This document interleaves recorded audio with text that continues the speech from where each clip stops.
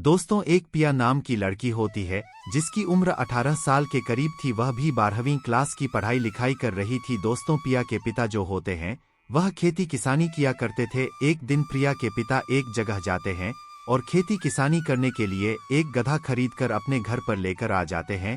उस गधे को अपने तबेले में बांध दिया जाता है और जब भी वह खेती करने के लिए जाया करते थे तो हर वक्त इस गधे को खेती करने के लिए ले जाया करते थे। दोस्तों, प्रिया के पिता जब घर नहीं हुआ करते थे तो प्रिया ही इस गधे को चारा डालने के लिए तबेले में जाया करती थी। जब भी वो उस गधे को तबेले में चारा डालने के लिए जाती थी तो यह गधा प्रिया को देखकर अजीब अजीब हरकतें किया करता था और इसका प्राइवेट पार्ट जो था वो काफी बड़ा हो जाया करता था। अब इस पर प्रिया काफी हैरान हो जाया करती थी और सोच में पड़ जाती थी कि जब भी मैं इसे चारा डालने के लिए आती हूँ तो यह मुझे देखकर अजीब अजीब हरकतें क्यों करता है और अपना प्राइवेट पार्ट बड़ा क्यों कर लेता है। दोस्तों, इस तरीके से 2 महीने का समय गुजर जाता है, लेकिन 2 महीने के बाद यह गधा प्रिया के साथ एक ऐसा काम कर देता है दोस्तों जिसके बारे में हम सोच भी नहीं सकते। जब इसके बारे में आप जानोगे तो आपके रोंगटे खड़े हो जाएंगे, आपके पैरों के नीचे से जमीन खिसक जाएगी और आप यह सोचने पर मजबूर हो जाते हैं कि आखिर यह कैसे हो सकता है। इसीलिए इस कहानी में आप अंत तक बने रहिएगा, क्योंकि इस कहानी से आपको एक बहुत बड़ी सीख मिलने वाली है। दोस्तों, अभी तक आपने हमारे चैनल एमडी शमी को सब्सक्राइब नहीं किया है तो हमारे चैनल को सब्सक्राइब कर लीजिएगा और वीडियो को लाइक कर दीजिएगा। तो चलिए शुरू करते हैं और बताते हैं कि आखिर पूरी कहानी है क्या। दोस्तों, आज की इस सच्ची कहानी की शुरुआत होती है मध्य प्रदेश के एक गांव से और इसी गांव में एक छोटा सा परिवार रहा करता था। परिवार के मुखिया का नाम जयपाल होता है।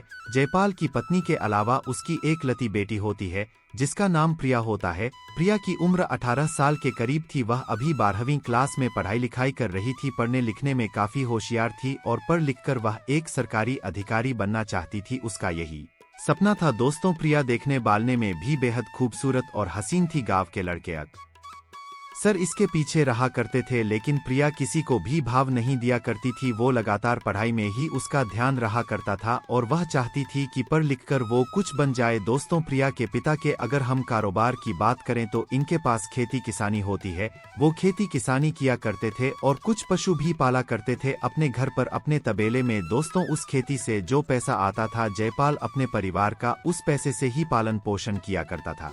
दोस्तों, इनका जीवन बड़े अच्छे से गुजर रहा था, किसी बात की कोई दिक्कत परेशानी नहीं थी।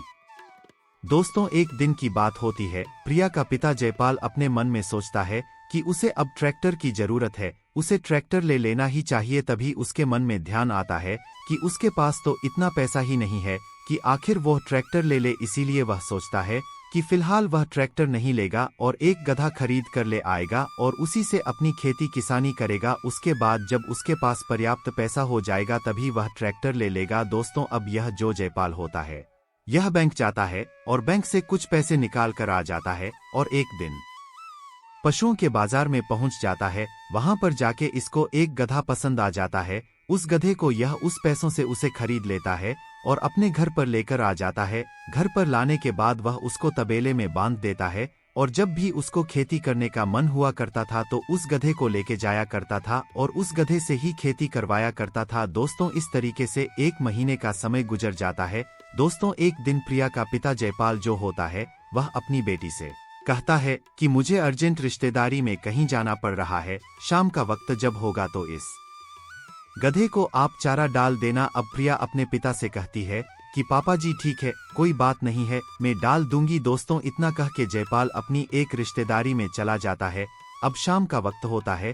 प्रिया उस गधे को चारा डालने के लिए वहां पर पहुंच जाती है। अब ये जो गधा होता है प्रिया को जब देखता है तो देख देख के कुछ अजीब अजीब हरकतें करने लगता है। उसे कुछ अजीब अजीब इशारे करता है और अपनी ही भाषा में कुछ बोलने लगता है। दोस्तों, प्रिया अपने मन में सोचने लगती है कि यह गधा मुझे देखकर अजीब अजीब हरकतें क्यों कर रहा है, आखिर मामला क्या है। अब प्रिया इसके पास जाती है और इसके ऊपर हाथ फिराने लगती है। अब यह गाधा बिल्कुल शांत हो जाता है और वहीं पर बैठ जाता है। उसके बाद प्रिया अपने कमरे में आ जाती है और इस गधे के बारे में ही सोचने लगती है कि आखिर यह गधा मुझे देखकर इस तरीके से क्यों कर रहा है, आखिर मामला है क्या। दोस्तों, रात कट जाती है। अगले दिन सुबह जब होती है तो प्रिया फिर से चारा डालने के लिए तबेले में पहुंच जाती है। इस गधे को चारा डालती है अब यह गधा फिर से प्रिया को जब देखता है तो अजीब अजीब हरकतें करना शुरू कर देता है। वह अपना प्राइवेट पार्ट भी बाहर निकाल लेता है और बड़ा कर लेता है। अब प्रिया जब इसके प्राइवेट पार्ट को देखती है तो उसकी आंखें फटी की फटी रह जाती है, क्योंकि उसने इतना बड़ा प्राइवेट अपनी जिंदगी में कभी नहीं देखा था। अब प्रिया अपने मन में तरह तरह के विचार सोचने लगती है कि आखिर इस गधे की इच्छा है क्या, आखिर यह चाहता क्या है। दोस्तों, अब प्रिया इस राज का पता लगाने के लिए लग जाती है। वो जानना चाहती थी कि आखिर गधा उसे देखकर इस तरह की हरकत क्यों करता था। दोस्तों, अब प्रिया इस गधे को रोज चारा डालने के लिए जाया करती थी। गधा जब भी इसको देखता था तो इसी तरीके की हरकत किया करता था। दोस्तों, एक दिन प्रिया वहीं पर बैठ जाती है। यह गधा अपना प्राइवेट पार्ट बड़ा कर लेता है। अब प्रिया इसके पास जाती है और इसके प्राइवेट पार्ट को पकड़ने लगती है और उसको सहलाने लगती है। थोड़ी देर के बाद यह जो गधा होता है यह प्रिया के मुंह पर पिचकारी मार देता है। अब प्रिया को काफी गुस्सा आ जाता है। वो डंडा उठाती है और इसको पीटने लगती है। वो इसको इतने जोरदार तरीके से पीट रही थी कि यह जोर जोर से बोल रहा था। अब थोड़ी देर के बाद प्रिया के माता पिता वहां पर आ जाते हैं और इस अवस्था में अपनी बेटी को जब देखते हैं तो उनके पैरों के नीचे से जमीन खिसक जाती है और अपनी बेटी से पूछने लगते हैं कि बेटा तुम इसे क्यों मार रही हो। अब प्रिया अपने माता पिता से कहती है कि इस गधे को अभी के अभी तुरंत तुम्हें बेचना पड़ेगा। मैं इस गधे को इस घर में नहीं देखना चाहती हूँ। अब इसके पिता अपनी बेटी से पूरी बात जान जाते हैं।